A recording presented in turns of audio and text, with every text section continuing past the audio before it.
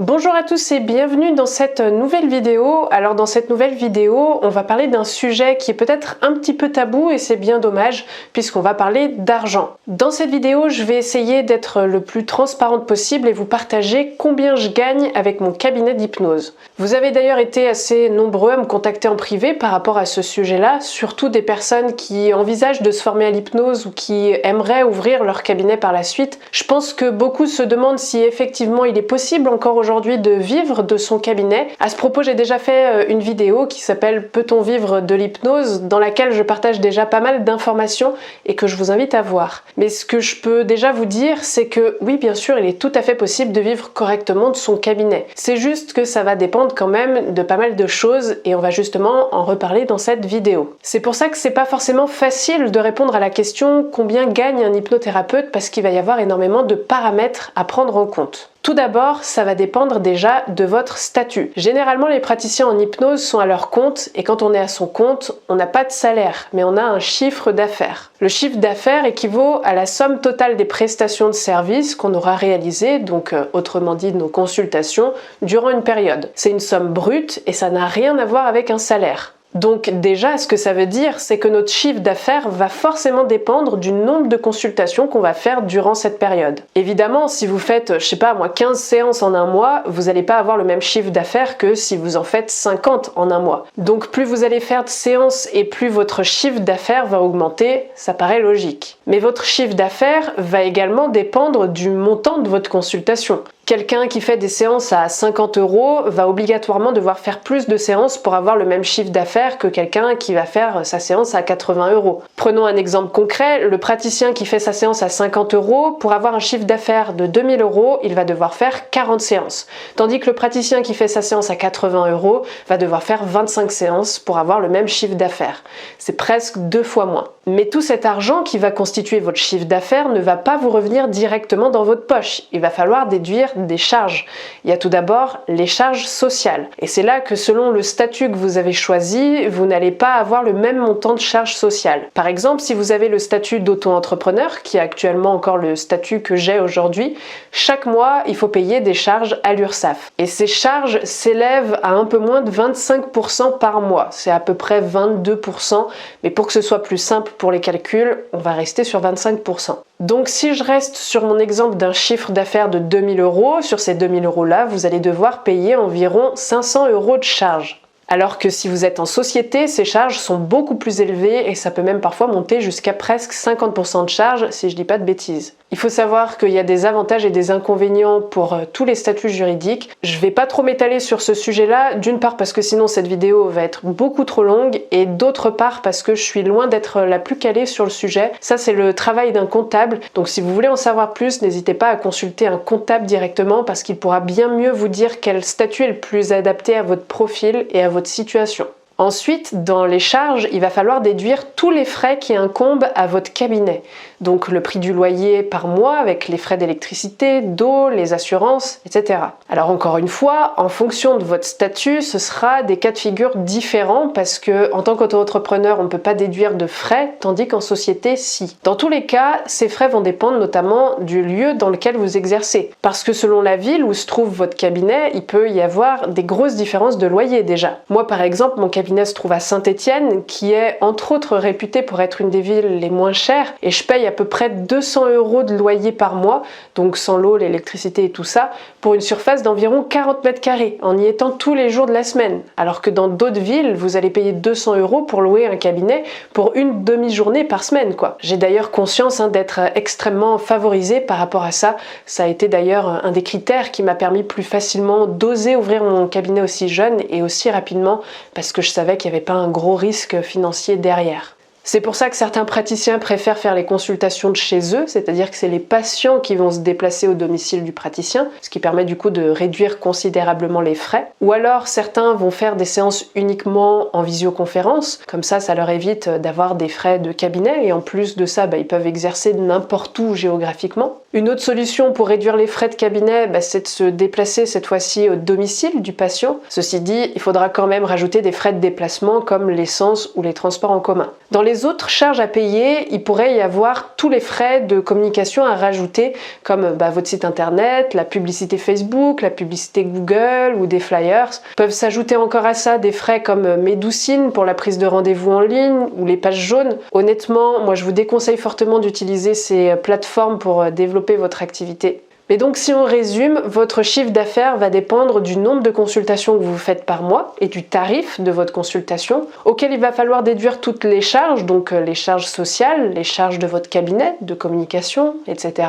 Et seulement une fois que vous aurez déduit tout ça, vous obtiendrez une somme nette qui pourrait constituer à peu près votre salaire. Mais bien évidemment, d'un mois à un autre, vous n'allez pas forcément avoir le même chiffre d'affaires parce que vous allez faire plus ou moins de consultations selon les périodes. Par exemple, l'été, avec les vacances, le retour du soleil, il est assez fréquent que les praticiens en hypnose aient un peu moins de consultations. Mais bon, c'est pas une règle absolue. Donc, quand on me demande mon salaire avec mon cabinet, je pense que vous pouvez mieux comprendre pourquoi c'est très difficile pour moi de répondre à cette question.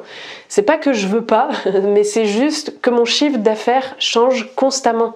Mais je vous ai dit au tout début de cette vidéo que j'allais essayer d'être le plus transparente possible, donc je vais vous donner des chiffres concrets. Alors déjà, le prix de mes consultations est de 70 € et mon chiffre d'affaires par mois, il peut aller de 1000 €. Je suis même descendue parfois à 800, 900 € et ça peut aller jusqu'à 2500, voire j'ai déjà eu des mois à presque 3000 €. Je vous avais dit que j'avais jamais le même chiffre d'affaires. Et pour vous donner une moyenne, en ce moment je suis à peu près à 1400 € brut par mois. Et j'ai bien dit brut, donc il faut enlever les charges après. En termes de charges, donc j'ai 22% d'URSSAF à payer, donc sur 1400 € ça fait à peu près 300 €. Et les frais de mon cabinet me reviennent par mois à peu près 350 € avec le loyer, l'électricité, l'eau, les assurances, mon site internet. Ce qui me laisse environ 750 €. Donc ça va peut-être en surprendre quelques-uns, mais je gagne pas tant que ça avec mon cabinet, mais c'est totalement un choix parce que si je le voulais vraiment, je pourrais gagner beaucoup plus. Mais il faut que je vous explique 2-3 petites choses pour mieux comprendre.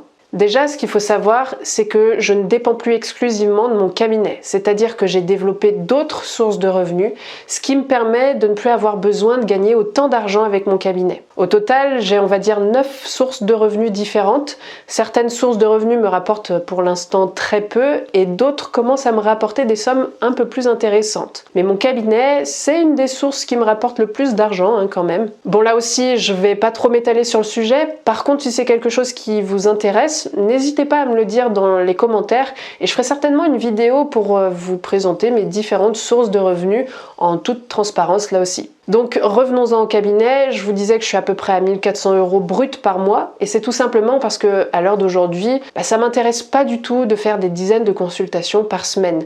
Je suis plutôt dans une phase où je cherche au contraire à réduire le nombre de consultations que je fais par semaine. Pour vous donner un ordre d'idée, en moyenne, je suis à peu près à 5 séances par semaine, soit à peu près une vingtaine de séances par mois. Ça peut être parfois un peu plus, parfois un peu moins, ça dépend des périodes, de mes disponibilités et aussi de mon envie. Et si je cherche à réduire le nombre de consultations que j'ai par mois, c'est justement parce que j'ai d'autres sources de revenus sur lesquelles j'ai envie de travailler et que j'ai envie de développer. Parce que je fais pas mal de choses en dehors de mon cabinet, donc c'est pour ça que je peux plus passer tout mon temps dans mon cabinet si je veux développer mes autres projets, qui d'ailleurs tournent quasiment tous autour de l'hypnose. Ça devenait compliqué de devoir tout gérer, et puis j'ai que 24 heures dans une journée, donc j'essaie d'optimiser au mieux mon temps et mon énergie surtout. Et en plus de ça, je préfère avoir moins de consultations, mais prendre vraiment le temps d'accompagner les personnes correctement vers leurs objectifs en faisant un vrai suivi plutôt que de faire un travail à la chaîne. Enfin, je suis en train en tout cas de mettre tout ça en place. Après, même au début de mon activité d'hypnothérapeute, j'ai jamais trop cherché à faire énormément de consultations par mois. J'ai un niveau de vie qui est assez simple, je suis pas du tout dépensière, j'ai vécu plusieurs années dans un petit appartement,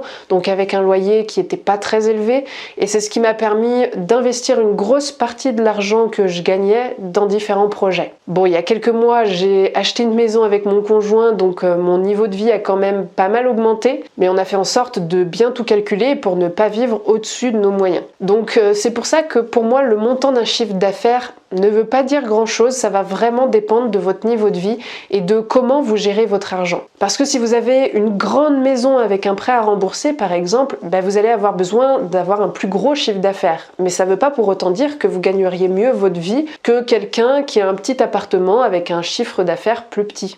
Donc c'est pour ça que si je devais répondre sincèrement à la question combien je gagne avec mon cabinet, je dirais qu'à l'heure d'aujourd'hui, je gagne l'argent que j'ai envie de gagner avec mon cabinet. Mais à une époque, j'aurais répondu que je gagne l'argent que j'ai besoin de gagner avec mon cabinet. Alors je sais que ça peut paraître peut-être un petit peu étrange comme réponse pour certains, alors je vais essayer de m'expliquer. Mon cabinet, il tourne bien tout seul, c'est-à-dire que j'ai pas besoin de faire de pub par exemple. J'ai un bon bouche à oreille qui s'est installé aussi. Alors ça, c'est parce que j'y ai aussi beaucoup travaillé dessus, ça s'est pas fait tout seul. Surtout au tout début, je me suis formée au marketing, à la communication, comment bien référencer son site internet, etc. Et je dirais que ça fait 2-3 ans maintenant que je récolte les fruits de mon travail et de toutes ces heures que j'ai passées à bosser comme une malade alors que ça me rapportait pas encore d'argent. Donc ça me permet de lever le pied concernant mon cabinet et mon rythme de consultation, mais ça peut m'arriver certains mois d'avoir peut-être besoin de faire un peu plus de consultations et dans ce cas-là, il me suffit d'ouvrir quelques créneaux supplémentaires dans ma semaine et je sais que c'est un luxe et c'est précisément pour cette raison que j'ai travaillé comme une folle pour en arriver là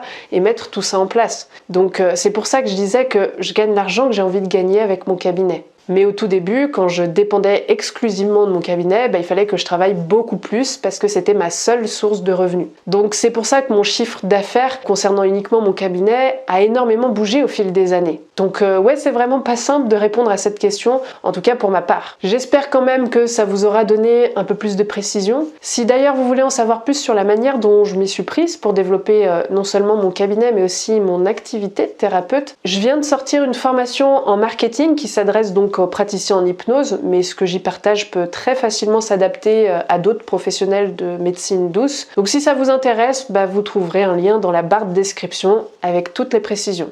Et comme à chaque fois, si cette vidéo vous a plu, n'hésitez pas à la liker, à la commenter, à la partager autour de vous et à vous abonner à la chaîne pour ne pas louper les prochaines vidéos. Et je vous dis à très vite.